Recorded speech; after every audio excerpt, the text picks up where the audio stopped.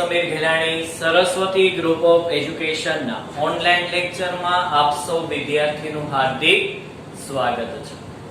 વિદ્યાર્થી મિત્ર, આપણે ધોરણ 12 કોમર્સ ના એક વિષય વાણિજ્ય વ્યવસ્થાના અગત્યના ચેપ્ટર વ્યવસ્થા તંત્ર ની અંદર આપણે અગાઉના લેક્ચર ની અંદર વ્યવસ્થા તંત્રના જે પ્રકારો હતા એમાંનો એક છેલ્લો પ્રકાર શ્રેણિક વ્યવસ્થા તંત્ર વિશેની આપણે સમજૂતી મેળવી હતી। આ લેક્ચરની અંદર સત્તા સોંપણી વિશેની આપણે સમજૂતી મેળવવાની છે। સત્તા સોંપણી શું છે? તો કે અગાઉ આપણે જે વ્યવસ્થા તંત્રના જે પ્રકારો ભણ્યા હતા, રૈખિક વ્યવસ્થા તંત્ર, કાર્ય અનુસાર વ્યવસ્થા તંત્ર, વૈધિક વ્યવસ્થા તંત્ર, અવૈધિક વ્યવસ્થા તંત્ર એન્ડ ધેન લાસ્ટ શ્રેણિક વ્યવસ્થા તંત્ર, કે જેની અંદર ધંધાકીય એકમે પોતાના નિર્ધારિત જે કરેલા ધ્યેય છે એ ધ્યેયને સિદ્ધ કરવા માટે કોઈ એક માળખું રચ્યું હતું, વહીવટી માળખું રચ્યું હતું કે જેની અંદર વિભાગીય અધિકારીઓની નિમણૂક કરી અને હવે એ વિભાગીય અધિકારીઓને એ વિભાગની સંપૂર્ણ તમારે સત્તા આપવાની છે। તો હવે આપણે પોઈન્ટ ભણવાનો છે સત્તા સોંપણી। આ લેસનની અંદર આ ચેપ્ટરમાં સત્તા સોંપણીનો અર્થ, તેમનું મહત્વ વિશેની આપણે સમજૂતી મેળવીશું। આ અર્થ બોર્ડ પર જોઈ શકો છો। સત્તા સોંપણી એટલે શું? તો કે કાયદાની દ્રષ્ટિએ જો અહીં લખેલું છે, કાયદાની દ્રષ્ટિએ શું કીધું છે? તો કે કાયદાની દ્રષ્ટિએ સત્તા એટલે કાયદેસર રીતે પગલાં લેવાનો એક અધિકાર। એક અધિકાર આપણને આપવામાં આવે છે કાયદાની દ્રષ્ટિએ, અને એ બી કાયદેસર રીતે કોઈ પગલાં લેવા માટે આપણને એક અધિકાર આપ્યો છે, આપણને એક રાઇટ્સ આપ્યો છે, આપણને એક પાવર આપ્યો છે, જેને આપણે ખાલી સત્તા તરીકે ઓળખીએ છીએ। પણ ધંધાકીય દ્રષ્ટિએ એટલે કે સંચાલનની દ્રષ્ટિએ સત્તા એટલે શું? ઓથોરિટી એટલે શું? તો સત્તા એટલે શું? તો કે સત્તા એટલે હુકમ કરવાનો અથવા હુકમ આપવાનો, અને તેનો અમલ થાય છે કે નહીં તે જોવાનો એક અધિકાર આપવો। આવો અધિકાર આપણને આપણા ઉપરોક્ત અધિકારી તરફેણથી મળે છે। આપણા ઉપરોક્ત અધિકારી એટલે આપણે લેસન નંબર 1 ની અંદરમાં આપણે સંચાલન માળખાની આકૃતિ જોઈતી યાદ હોય તો મિત્ર, આ ત્રિપાઈના 3 સંચાલન માળખાની આ 3 આકૃતિમાં ઉચ્ચ સપાટી, મધ્ય સપાટી અને આ નિમ્ન સપાટી છે। તો ઉચ્ચ સપાટી પાસે આખા ધંધાકીય એકમની સત્તા હોય છે। એ સત્તા બધી જ ભોગવી નથી શકતા, એટલે પોતાનામાંથી અમુક સત્તા એમના નીચેના મદદનીશો અથવા તાબેદાર કહેવાય છે। એ મદદનીશોને સત્તા આપે છે ત્યારે આ વ્યક્તિ કોઈકને હુકમ કરી શકે છે, કોઈકને હુકમ આપી શકે છે। એક્ઝામ્પલ તરીકે કે આ એક શૈક્ષણિક જે સંસ્થા છે, એ શૈક્ષણિક સંસ્થાની અંદર ટ્રસ્ટી લેવલના જે વ્યક્તિઓ છે એની પાસે આખી શૈક્ષણિક સંસ્થાની સંપૂર્ણ સત્તા છે,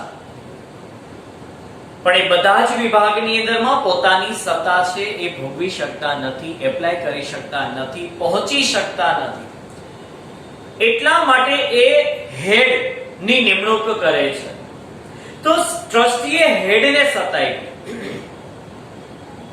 હવે હેડ પણ બધા કામ નથી કરી શકતા કારણ કે કાર્ય બહુ વધુ છે। હવે એ હેડ છે એ એમના ટીચર્સને આપે છે સત્તા, અને એ ટીચર્સને એક સત્તા એવી આપે છે કે ક્લાસરૂમની અંદરમાં તમે જઈ આ સબ્જેક્ટ તમારે ભણાવવાનો છે, આ સબ્જેક્ટને રિગાર્ડિંગ તમારે હુકમ આપવાના છે, આદેશ આપવાના છે। કોને? તો કે વિદ્યાર્થીઓને। અને જુઓ કે વિદ્યાર્થીઓ તમારા હુકમોનું પાલન કરે છે કે નહીં। તો એની શું આઈપી કહેવાય? સત્તા આઈપી કહેવાય। તો સત્તા એટલે શું? હુકમ કરવાનો અથવા આપવાનો, અને તેનો અમલ થાય છે કે નહીં તે જોવાનો એક અધિકાર આપો, આને કહેવાય સત્તા। હવે પરીક્ષાની અંદરમાં તમને પ્રશ્ન 2 માર્કમાં પૂછે છે સત્તા સોંપણી શા માટે કરવી પડે છે? શું કામ સત્તા સોંપવી પડે છે? તો કે 19મી સદીના અંત પહેલા ધંધાકીય એકમના જે કદ નાના હતા એટલે સ્વાભાવિક છે કે એકમની પ્રવૃત્તિઓનું પ્રમાણ પણ ઓછું હોય. પ્રવૃત્તિઓનું પ્રમાણ ઓછું છે એટલે સ્વાભાવિક છે કે માલિક બધી જ પ્રવૃત્તિઓ જાતે હાથ ધરી શકે છે. પણ 19મી સદીના અંત પછી 20મી સદીની શરૂઆતમાં ધંધાકીય એકમના કદ અને એના સ્વરૂપોમાં ધરખમ ફેરફાર થતા ગયા. એકમનું કદ વધતું ગયું, એનું કાર્યક્ષેત્ર વધતું ગયું. હવે તો કે એકમનો જે માલિક છે એ બધા જ કાર્ય જાતે હાથ ન ધરી શકે. શું કામ? કારણ કે એકમનું કદ વિસ્તરતું ગયું છે એટલે એની અંદર પ્રવૃત્તિઓનું પ્રમાણ વધતું ગયું છે. વ્યક્તિઓની વધારે ને વધારે જરૂર પડે એમ છે કારણ કે બધા એનાથી કામ શક્ય નથી બનતા. તો એકમનું કદ વિસ્તરતું ગયું એમ સંચાલકો બધા જ કાર્ય જાતે હાથ ન ધરી શક્યા અને કદાચ એ બધું કામ હાથે કરવા જાય તો સંચાલન નિષ્ફળ નીવડે છે કારણ કે બધા જ કામની અંદરમાં યોગ્ય દેખરેખ ન રાખી શકાય, યોગ્ય નિર્ણય ન લઈ શકાય. તો એને ધ્યાનમાં રાખીને એ સંચાલકો શું કરે છે? તો કે એ સંચાલકો જે કંપનીની અંદરના જે અતિ મહત્વના કાર્ય છે, જે સંચાલનને લગતા કાર્ય છે, જે નિર્ણય લેવાને લગતા કાર્ય છે, એ બધા કામ પોતાની પાસે રાખે છે અને જે અમલ કરવાના કામ છે એ કામ માટે મદદનીશોની નિમણૂક કરે છે અને એ મદદનીશોને એ કાર્યની સોંપણી કરી દે છે. એટલે ઉચ્ચ સંચાલકો તે કામ ક્યાં આવ્યું? એમના નીચેના મદદનીશો. જો પહેલા ધંધાના કદ નાના હતા એટલે એક જ સપાટી હતી માલિકોની, પણ ધંધાનું કદ વધતું ગયું એટલે આ સપાટીઓ વધતી ગઈ. આપણે એ પ્રશ્નમાં પણ ભણ્યા હતા સંચાલનની સપાટીનો ઉદ્ભવ શા માટે થયો, તો અહીંયા પણ એનો જવાબ એક જ હતો કે સત્તા સોંપણીના કારણે સંચાલન માળખાની સપાટીનો ઉદ્ભવ થયો. તો અહીંયા પ્રશ્ન પણ એ જ છે કે સત્તા શા માટે સોંપવી પડી? તો કે સંચાલકો બધા જ કામ જાતે ન કરી શક્યા એટલે પોતાનામાંથી અમુક કામ, અમુક કાર્યનો ભાગ એમના નીચેના મદદનીશોને સોંપવામાં આવી અને આ રીતે સત્તાની સોંપણી કરવાની જરૂર પડી. અને કાર્ય કરવા માટેની સત્તા વ્યક્તિઓને સોંપવામાં આવી. આ સામાન્ય અર્થમાં સત્તા સોંપણી એટલે શું? તો કે બીજાને કાર્યની સોંપણી કરવી અને એ કાર્ય કરવા માટેનો અધિકાર આપવો. કાર્યની સોંપણી કરી અને એ કાર્ય કરવા માટે સત્તા આપી, એને સત્તા સોંપણી કહેવાય. તો જે દાખલા તરીકે કોમર્સ વિભાગના જે પ્રિન્સિપલ છે એ પ્રિન્સિપલ્સ પાસે જેટલા સબ્જેક્ટ્સ બધા છે એમાંથી ઓસી ને લગતા ટીચર્સની નિમણૂક કરી અને ઓસી સબ્જેક્ટ એને આપ્યો એટલે કાર્યની સોંપણી કરી. એટલે પહેલો પોઈન્ટ થયો કાર્ય સોંપ્યું. બીજું, અને એને ક્લાસરૂમની અંદરમાં જઈ અને એને ભણાવવા માટેની સત્તા આપી. જાઓ તમે ક્લાસરૂમની અંદરમાં જઈ અને ટોપિક તમે વિદ્યાર્થીની સમક્ષ સમજાવી શકો છો તો એ સત્તા આપી. તો પહેલા કાર્ય સોંપ્યું અને પછી એ કાર્ય કરવા માટેની સત્તા આપી એટલે સત્તા સોંપણી. એક માર્કનો પ્રશ્ન, સત્તા સોંપણી એટલે શું? બીજાને કાર્યની સોંપણી કરવી અને તે કાર્ય કરવા માટેની સત્તા આપવી.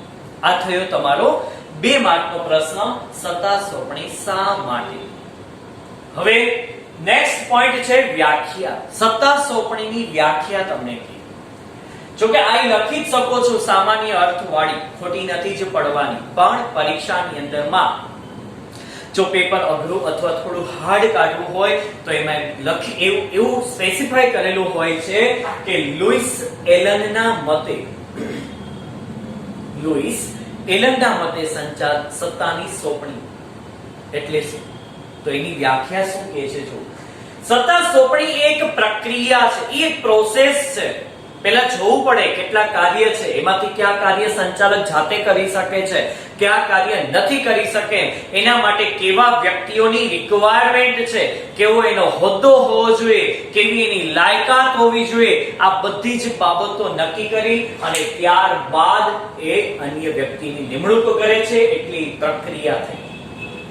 સત્તા સોંપણી એક પ્રક્રિયા છે કે જેમાં સંચાલક પોતાને મળેલી સત્તામાંથી સંચાલકને પોતાને મળેલી સત્તામાંથી વિધિસર રીતે તેના મદદનીશોને, વિધિસર એટલે કોઈ બ્રાહ્મણને નથી બોલાવવાના, કોઈ ક્રિયાઓ નથી કરવાની, કોઈ શ્લોક નથી બોલવાના, કોઈ ગીતાના શ્લોક નથી બોલવાના, પણ વિધિસર એટલે એ વ્યક્તિ એ કામને લાયક છે કે નહીં એની પસંદગીની આખી પ્રોસેસ કરવાની છે, એમને તાલીમ આપવાની છે, એ તાલીમ આપ્યા પછી એ કામ કરી શકે છે નહીં એ જોવાનું છે, અને પછી મદદનીશ એટલે કે એ આપણા નીચેના જે વ્યક્તિ છે એને કાર્ય અને ફરજોની શું કરવામાં આવે છે, સોંપણી કરવામાં.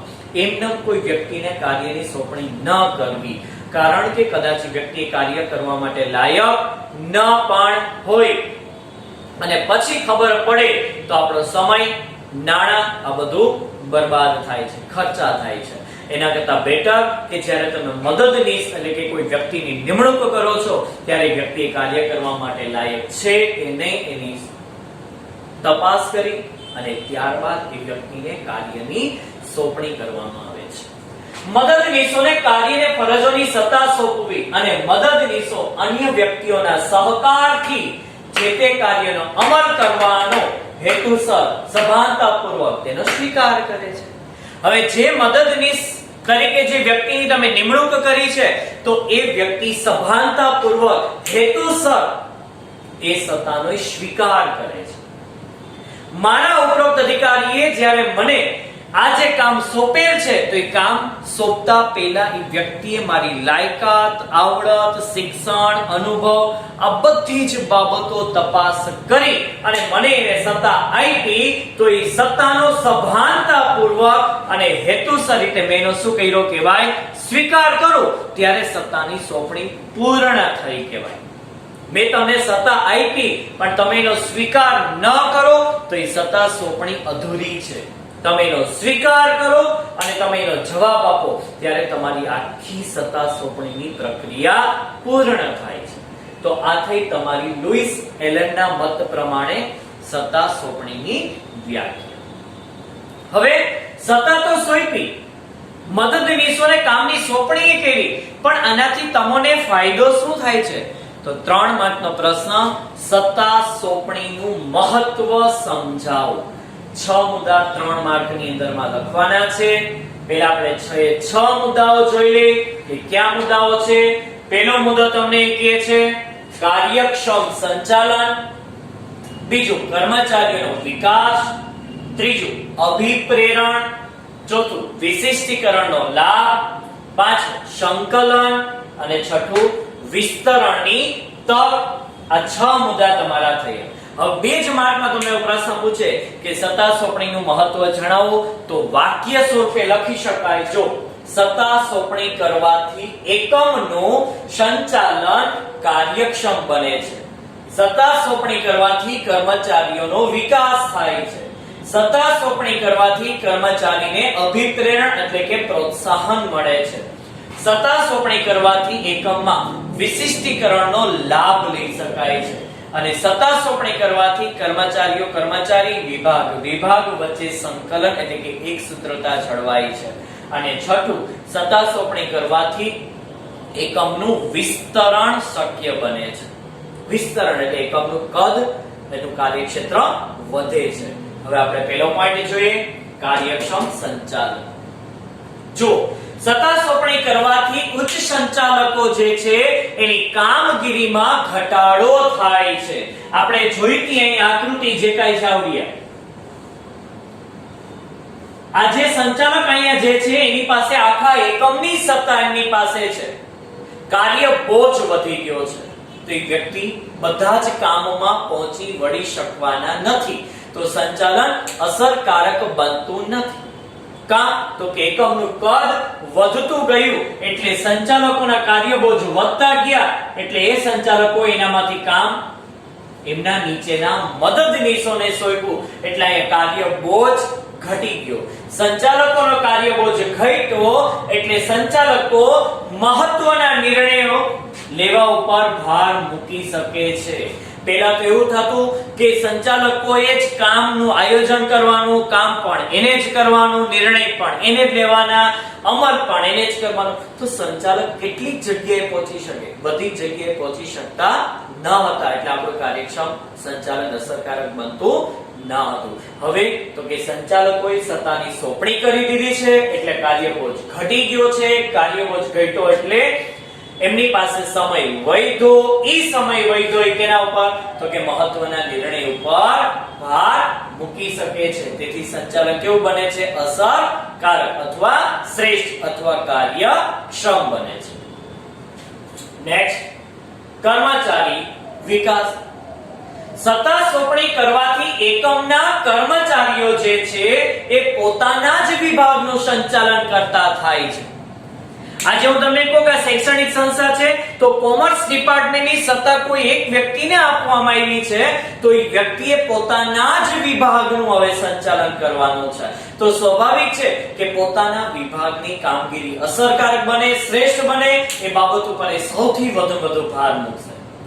જેવા ઉચ્ચ સંચાલકો કામ કરે છે એવા જ એ વ્યક્તિ નિર્ણય લેશે. કોણ? તો કે જે તે વિભાગનો અધિકારી. કોણ લેતું હતું? સંચાલક. હવે કોણ લે છે? જે તે વિભાગના અધિકારી. આ દરેક વિભાગ અધિકારી પોતાના વિભાગને લગતા જાતે જ નિર્ણય લે છે. એને સ્વતંત્રતા આપવામાં આવી છે. એને સ્વતંત્રતા આપવામાં આવી એટલે સ્વાભાવિક છે કે કર્મચારીનો વિકાસ થાય, એના આત્મવિશ્વાસની અંદરમાં વધારો થાય છે અને એક જ પ્રકારના એને કામ કરવાના હોવાથી નિર્ણય લેવામાં એની તર્ક શક્તિમાં વધારો થાય છે. તો ધીમે ધીમે એ કર્મચારી જે છે એ ભવિષ્યમાં એક વિભાગીય અધિકારી બને છે. એ જ વિભાગીય અધિકારી છે એ ભવિષ્યની અંદરમાં મેનેજર પણ બની શકે છે, સંચાલક પણ બની શકે છે, એઝ એ કંપનીનો કદાચ માલિક પણ બની શકે છે. તો આ રીતે એ સત્તાની સોંપણી કરવાથી કર્મચારીનો વિકાસ થાય. પણ તમે જો કોઈ વ્યક્તિને કામ જ નહીં સોંપો તો એ વ્યક્તિ પોતાની જાતે કોઈ નિર્ણય લઈ શકવાના નથી. બરાબર? એટલે એ વ્યક્તિની અંદરમાં જો વિકાસ કરવો હોય, એ કર્મચારીનો જો વિકાસ કરવો હોય તો એને અમુક કાર્યની બાબતમાં એને સત્તા આપી દેવામાં આવે, સ્વતંત્રતા આપી દેવામાં આવે જેથી પોતાના વિભાગના જાતે જ નિર્ણય લઈ શકે. એટલે કર્મચારીનો પણ વિકાસ શક્ય બને છે. અભિપ્રેરણ એક શબ્દમાં કેવું તો પ્રોત્સાહન.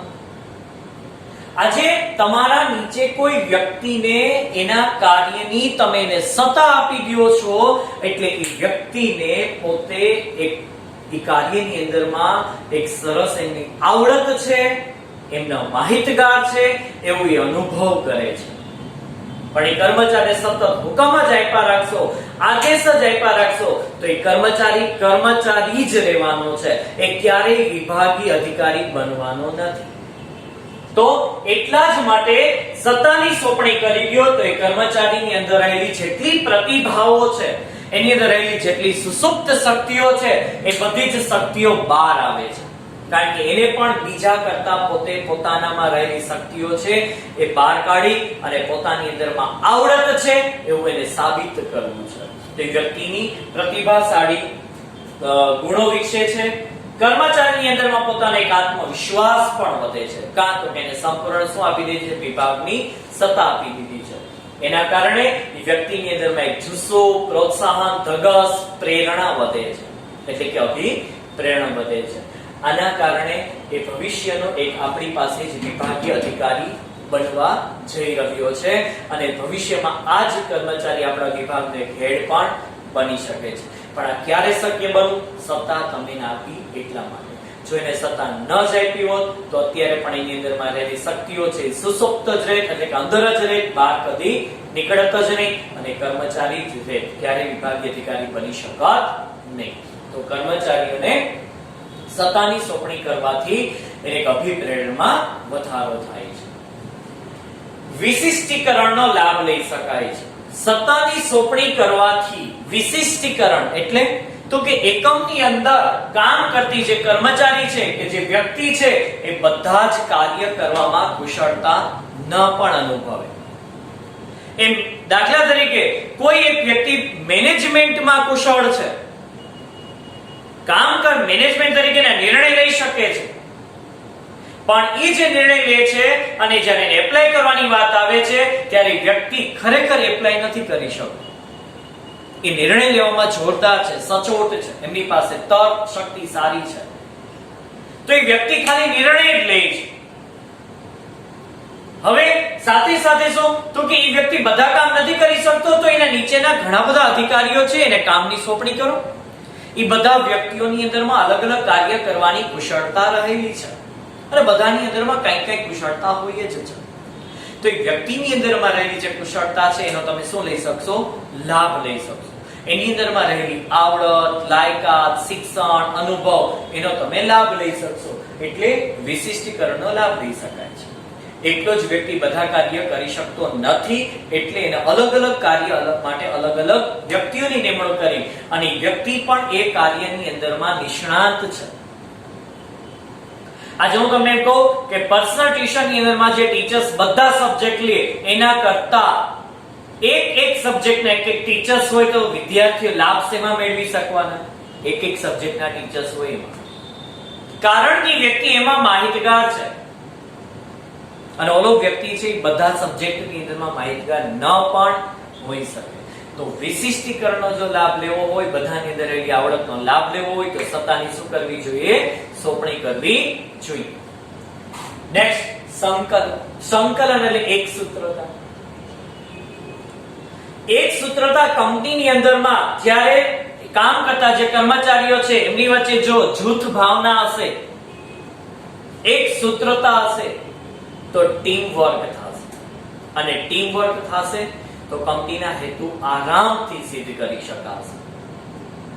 તો સત્તા સોંપણીને કારણે મદદનીશ અને ઉપરી અધિકારી જેવા સંબંધો વિકસે છે. આજે સત્તા કોઈકને સોંપી એટલે સ્વાભાવિક છે સત્તા જેને સોંપી છે એ વ્યક્તિ સત્તા આપનારને જવાબદાર હોય. આજે મેં મારા નીચે કોઈ વ્યક્તિને સત્તા આપી તો હું સત્તા આપનાર થયો, એ સત્તા લેનાર થયો. તો આપનાર અને લેનાર વચ્ચે એક સંબંધ ઉપસ્થિત થાય છે. લેનારને ખ્યાલ આવે છે કે આને મને સત્તા આપી છે તો એ મારો ઉપરી અધિકારી છે. મને કોઈ કે સત્તા મારા ઉપરોક્ત અધિકારી આપી છે તો મને ખ્યાલ છે મને કોકે સત્તા આપી છે તો મારાથી કોક ઉપરી અધિકારી છે.